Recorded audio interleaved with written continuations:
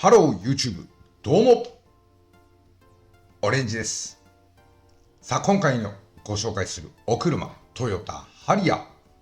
前回の動画でね、妖艶プロ施工を緊急でやらせていただきましたっていう内容でございますが、その後ですね、洗車にご来店いただいたので、またこれもね、結果どうなったのか動画を撮らせていただきました。妖艶プロしっかりね、定着している状態なので、綺麗は綺麗なんですがね、洗車をしてどうなるのか、せっかく塗ったコート剤がどうなるのか、ぜひともね、動画の方をご覧いただければと思います。なかなかいいお車、さらに高級感マシマシでお届けしたいと思います。それでは早速参りましょう。本編動画へレッツゴー。